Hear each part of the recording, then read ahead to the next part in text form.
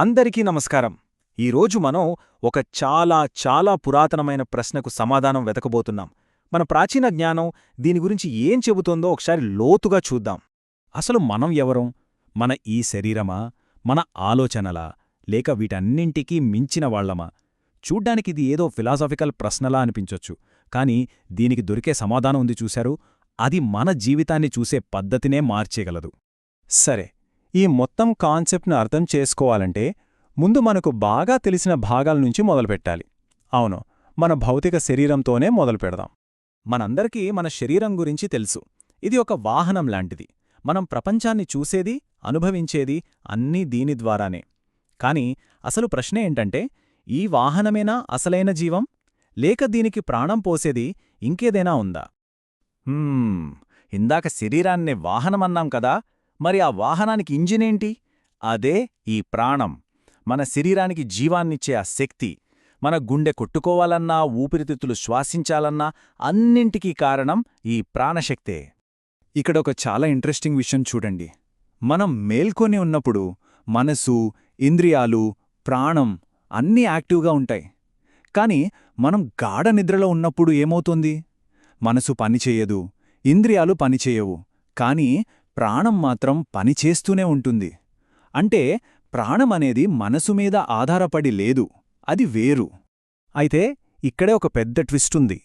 మన ప్రాచీన గ్రంథాలేం చెప్తాయంటే, ఈ శరీరం ఇంకా ఈ ప్రాణశక్తి రెండూ కూడా వాటంతటవే జడమైనవి. అంటే వాటికి సొంతంగా స్పృహ లేదా చైతన్యం లేదు. డ్రైవర్ లేని ఒక హైటెక్ కార్ లాంటివన్నమాట. సరే, శరీరం జడమైనది, ప్రాణం కూడా జడమైనది అనుకుందాం. మరి అలాంటప్పుడు వీటికి దిశానిర్దేశం చేసేది ఎవరు? ఆ నేను అనే ఫీలింగ్ ఎక్కడుంచొస్తోంది? ఇప్పుడు మనం మనసు చేసే మాయల గురించి తెలుసుకుందాం.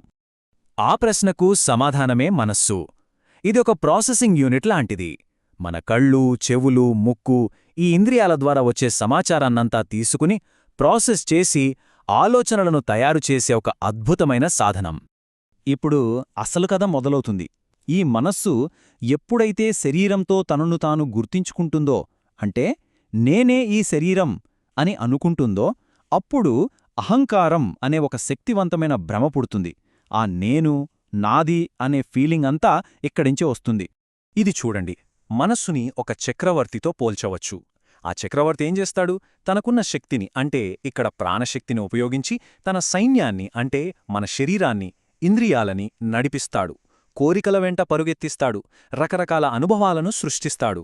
అయితే ఇక్కడ మరో లోతైన ప్రశ్న వస్తుంది. సరే, మనసు ఒక సాధనం, శరీరం జడమైనది, ప్రాణం కూడా జడమైనదే. మరి వీటన్నింటినీ చూస్తున్నది ఎవరు? వీటన్నింటినీ గమనిస్తున్న ఆ ఎరుక, ఆ చైతన్యం ఎక్కడిది? ఇప్పుడు మనం అసలైన మూలానికి చేరుకుంటున్నాం. మన అన్ని అనుభవాల వెనుక నిశ్శబ్దంగా, సాక్షిగా ఉండే ఆ మూలం, అదే ఆత్మ. ఆత్మ, ఇదే మన నిజస్వరూపం.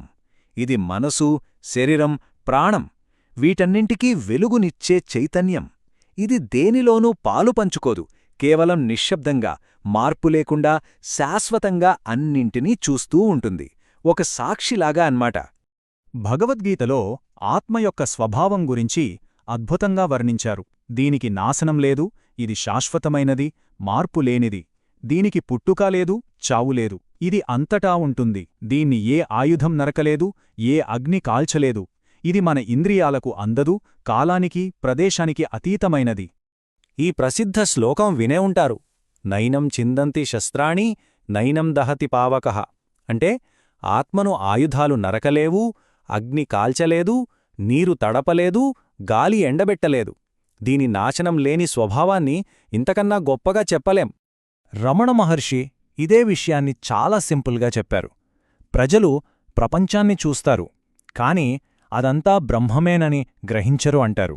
అంటే మనం బయట కనిపించే వాటిపైనే దృష్టి పెడతాం, కాని ఆ చూస్తున్న నేను ఎవరు అని మాత్రం ప్రశ్నించుకోం.